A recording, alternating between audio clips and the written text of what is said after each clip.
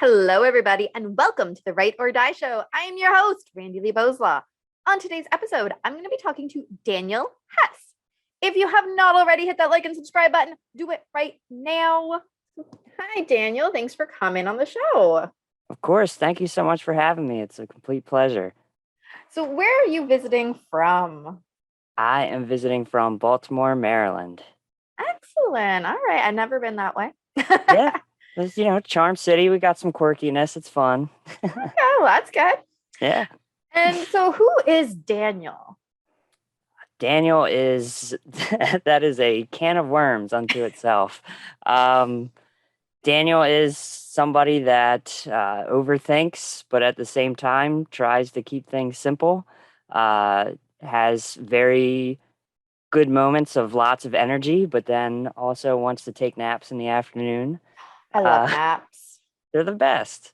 And just, I've battled through a lot of different things in my lifetime with loss, with relationships, with things like that. And at the core of it all has just been this stubborn creative spirit, as I like to call it, because creativity has kind of never left my life, no matter how hard I tried to quiet it or not feel confident about it overall. Okay. So you sound like you have had a very tumultuous time. Yeah, you could definitely my new favorite say that. Word. That is a good word. That is a good It word. is. I used it the other day and I was like, you know what? This word doesn't get used enough. So now I've been actively using it. I love how that happens when you just have like a word that pops up and you're like, I'm going to use that all the time now. Right? Yeah. All right. So start your story with your mental health wherever makes the most sense to you. Yeah. I mean, growing up, the thing that really changed a lot for me and really opened myself up to the world outside of childhood was, losing my best friend and my cousin to cystic fibrosis when I was 10 going on 11, and he was only 14. And he actually passed about 10 days before my 11th birthday. Oh my goodness. So yeah, it was a lot. And I mean, huge loss, because I mean, he was like the older brother I never really had. And it really set things into a different perspective, as being 10, you didn't think anybody could pass away that young. You didn't think that was even a possibility. And here you are with everything. So that for me was the first inklings of like feeling depressed, feeling lost, feeling directionless. And it was also the first place where writing kind of transformed from this goofy kind of escapism, as a kid.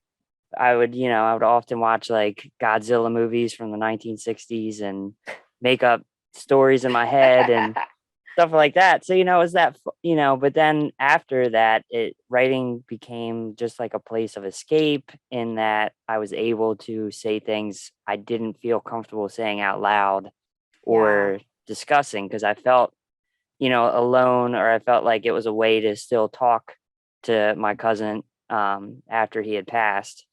So that for me was kind of the starting point of where writing took a deeper level, but also, the mental health aspects really started coming into play. Yeah. So when your friend passed away, did anybody talk to you about what it was like just talk to you to help you figure out how to grieve that loss? Yeah, I mean, I just remember those days of like going to the viewings and everything and just crying my eyes out, like just nonstop.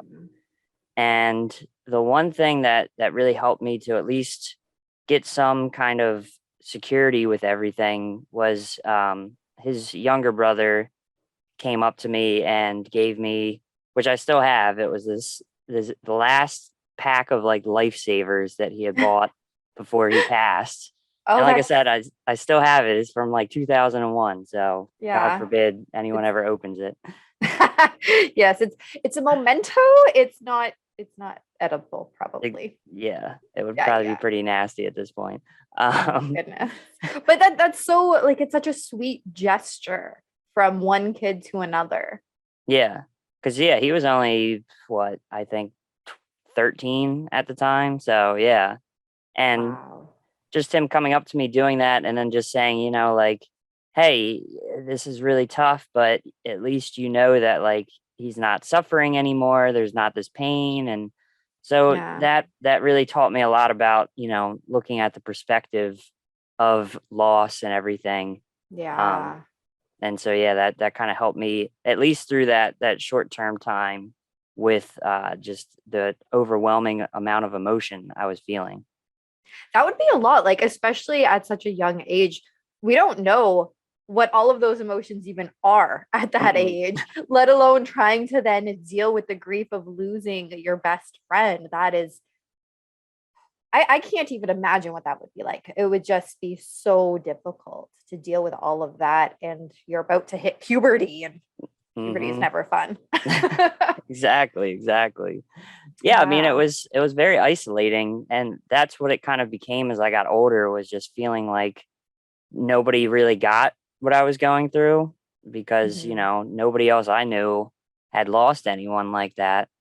And so that was the thing, is just like feeling very removed from like my peers and everything. And also that whole not really letting someone in as deeply as friendship and everything Yeah. like that. That was kind of a big hurdle for a long time too.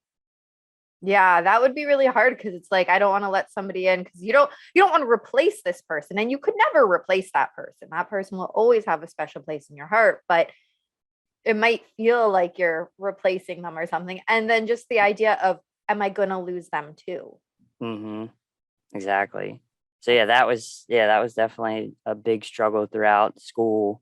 And as I got older, especially into like my mid to late teens and stuff, that did start to kind of get mended by a small group of friends and stuff. And oh, good. yeah, and that's kind of where the creativity, as far as thinking about it as a career and things like that, started to slowly kind of make their way back into my life Oh, again. Yeah. well, that's good. Okay, so let's move forward some years. And how are you doing then?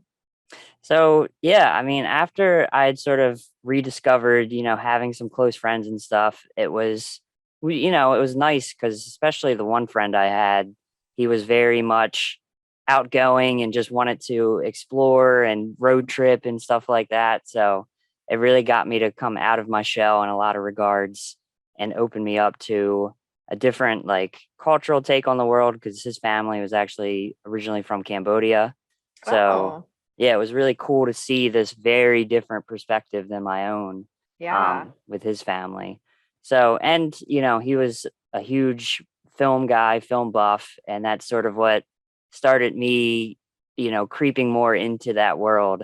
Because believe it or not, I was actually originally going to college for pharmacology, and yeah, No. yeah, that's what happened. I was like, yeah, that's not gonna work. So yeah, I switched everything over at the last second and went into film, and that's kind of been the mode ever since. That's so funny. So yeah, no, I'm gonna choose to not believe it. Yeah, it's a whole that's a whole other world to me at this point. Yeah, that's funny. So obviously you must have enjoyed college. Yeah, college was cool. I mean, going to film school was definitely different. Definitely meet a lot of different personalities, different people, Yeah. and just that ability to be creative and make films and stuff. It was fun. I really enjoyed the time with it. The only thing I say looking back on it, and what I always warn anybody in like a film school environment, is Yeah. to be more proactive with getting yourself out there more. Oh, yes. Yeah, because there's a lot that you can't be taught in a classroom about how the industry itself actually functions and how to get involved with it more. So there's a lot of layers to it. Yeah. That's a Yeah. really good point. You gotta just try and get out there and Yeah. Yeah. Big deep breaths. Yeah, I mean, you'll get the fundamentals for sure, but yeah, when it comes to like, knowing how to deal with other people and, trying to produce work and get it out there, it's just there's so many intricacies that, even now I'm still learning so much as I'm moving more into like feature film space, because it's just a whole other beast unto itself. Yeah. So speaking of now, how are you doing now?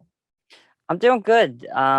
This year has definitely started out with some big challenges. In January, I had open heart surgery for a birth defect called aortic valve stenosis. Yeah, they replaced the valve. Now I got a nice mechanical aortic valve that ticks away. Oh, so you're a little bit like a robot. A little bit. That's what I say. When the robots, if they take over, they'll scan me and they'll be like, okay, That's what I say to my husband because he's diabetic and has an insulin pump attached to him. So I'm like, oh, you're just a cyborg. You're just a little bit robot. That's what I mean. When the overlords come, they'll just be like, oh, you're part robot. It's all good. Yeah. The rest of us, though. Everybody needs just to get some remember that I'm your friend, right? Yes, Make sure that they don't get I'll be like, she's cool. It's like getting into a club. It's like they're cool. Oh, you picked on me? No. Oh, I don't. Who are you? Yeah. Yeah. Okay, so open heart surgery. Oof. And so you're recovering well then and doing good? Yeah, that was back in January. So it took about 3 months, which is what they told me. And now I'm pretty much 100%, can do most activities just fine and everything. Just never allowed to play football or rugby, which was not really an option anyway. So it's all good. Well, there you go. Yeah. And how is your mental health doing now? A lot better. I would say it was really tough goings with the recovery process. Just a lot of anxiety, simply because with the valve, the way it works is, now I'm on blood thinners because like the body will never actually accept a mechanical valve. It's always trying to attack it. So they thin your blood because clotting isn't a problem, but if one of those clots breaks off, it can go into the brain, which can cause a stroke.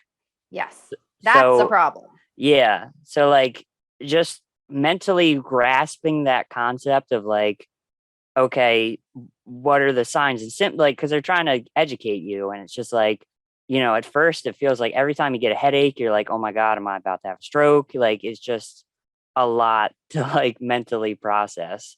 So like that anxiety, and I already have like generalized anxiety as it is.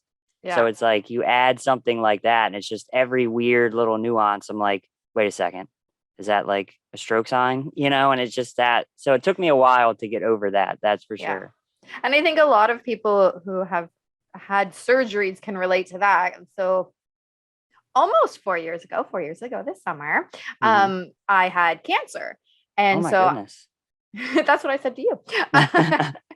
And so after the surgery, it was the same thing because they told me, here's the things to look out for. So every time something would happen, like, is that one of the things?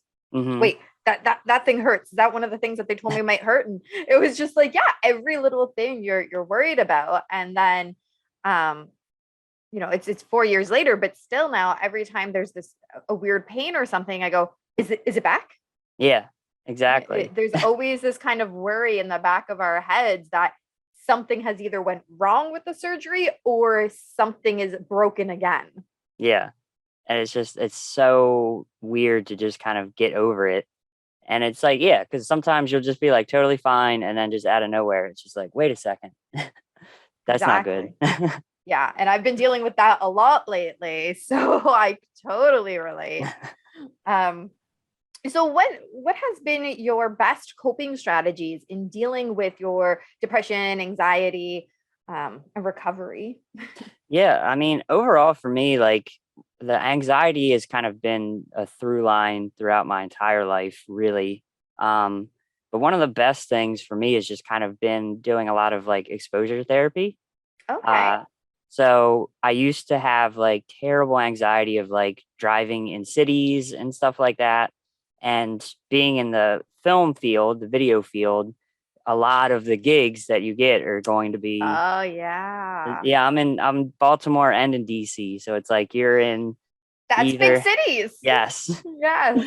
So it was just one of those things where like I slowly acclimated to like, okay, we're gonna go at this place, and all that coping mechanism would come in where it'd be like, I'm gonna map out the journey and know exactly where I need to go and look it up on. Yeah. But after a while, it just, at this point now, it's like if someone would say, hey, we got to go to Baltimore today, I'd be like, okay, no problem. Oh, that's good. Yeah.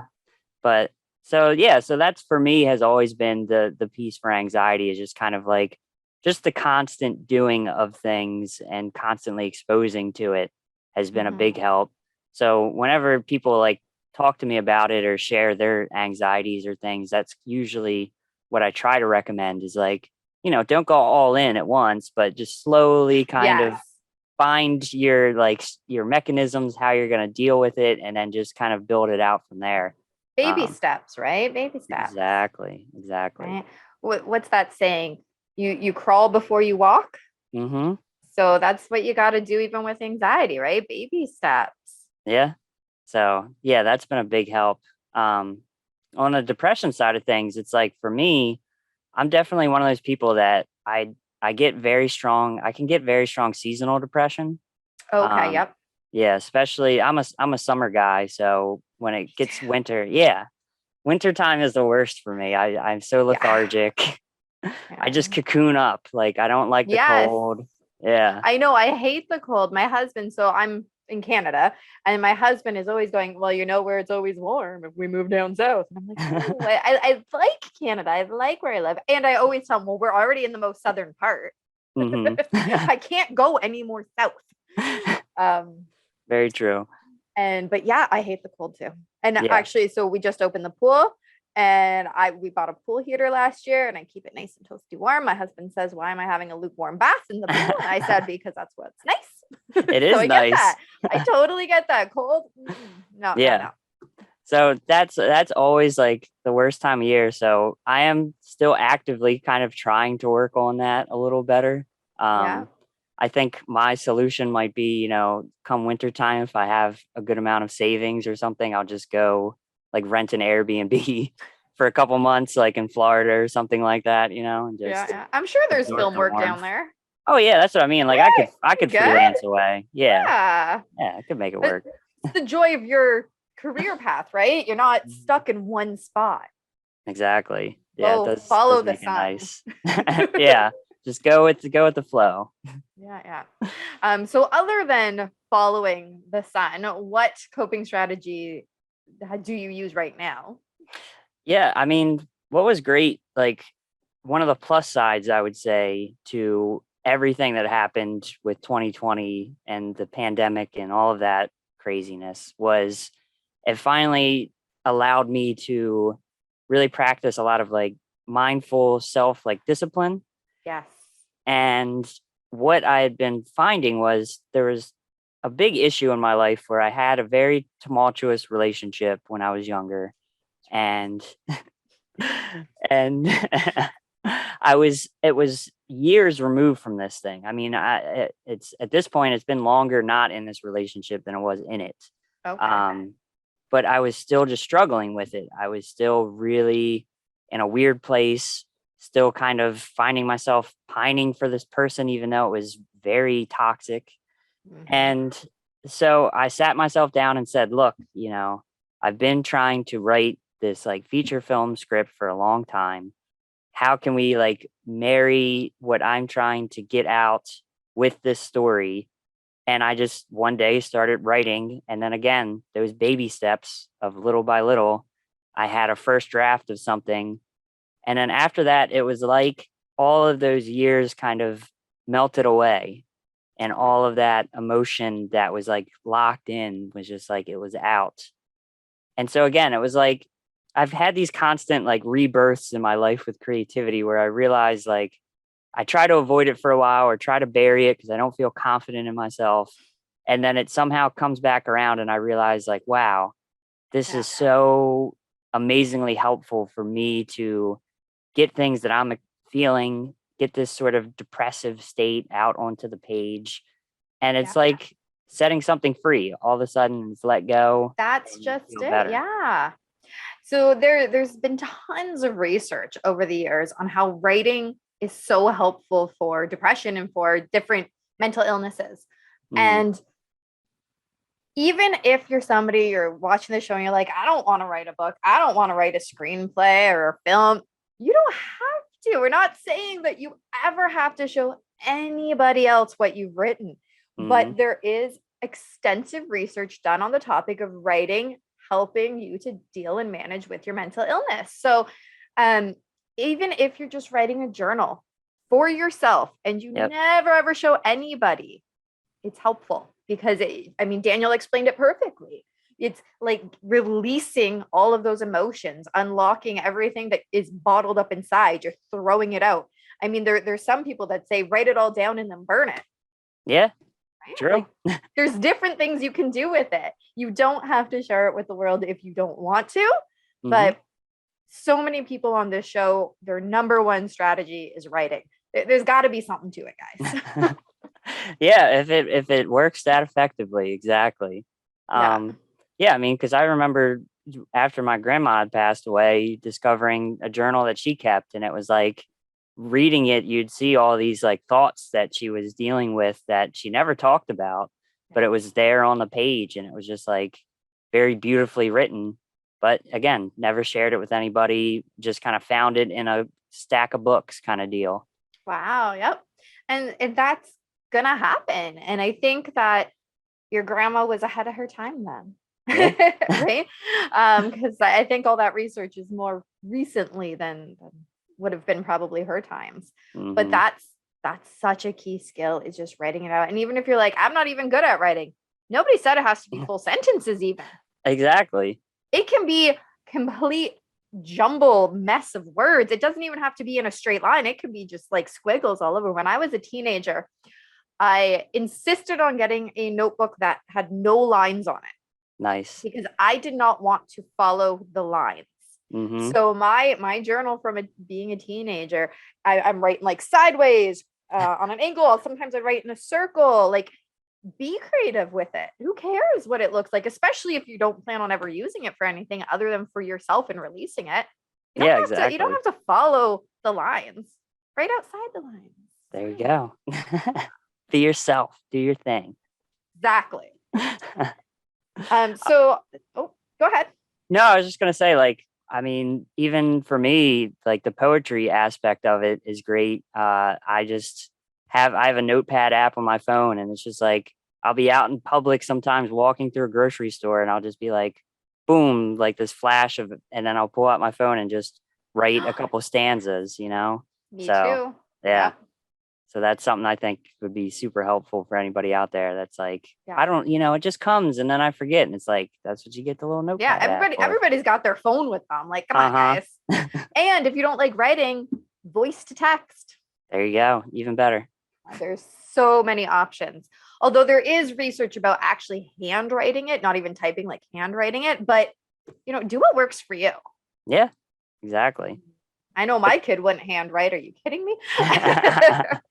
Voice to text all the way. There you go. So speaking of all this writing, it leads us right into, what have you written? Nice segue. So as of right now, I have a book of poetry that I self-published that came out last year in January. It's called Just a Boy Blaming Himself. And yeah. It's such like a heart-wrenching title. It was one of those things that I was really struggling with the title, and then one day it just popped in my head, and it was like, that's it. Like, that's what encompasses this whole thing. Because it was just poetry I'd written from my like mid-20s. Yeah. And so that's what it was, just like, what am I doing wrong in life? Just things like that. Like, what is wrong with me on a relationship scale, and all those kind of like inklings and musings and everything. Exactly. Yeah. So it all kind of culminated into that. And then coming out, it comes out on June 6th, which is right around the corner, as of recording this today. Yes, and it'll already be out by the time it's, uploaded. Exactly. It's a book called Focus Puller, which recounts the life of a filmmaker. His name is Ben, and it sort of shows these non-linear small vignettes of moments that have made him into who he is at this juncture of his life. Oh, neat. Yeah. And then it takes time to also have reflections from the different women that he's had relationships with throughout his life, sort of talking about, things they like, things they didn't like. So it's just one giant kind of character study, for lack of a better. Well, that's a very neat thing. Okay, cool. So everybody make sure you go pick that up. Speaking of that, where do they pick it up? Yeah, so it's going to be available on Amazon. And then I'm in talks. I have a couple indie bookstores right now that are going to carry it. Nice. But yeah, I'm in talks with a lot more. So hoping to kind of get a more expanded release. So if you have an indie bookstore near you, maybe it'll be in there. Either way, go to the indie bookstore and buy something. Support the indie bookstores. Support our small indie stores, our small indie authors. We need the support. Exactly. So if nothing else, just go there and buy anything that day, even if the book isn't there. And most times, if it's not there and you ask for it, they'll get it.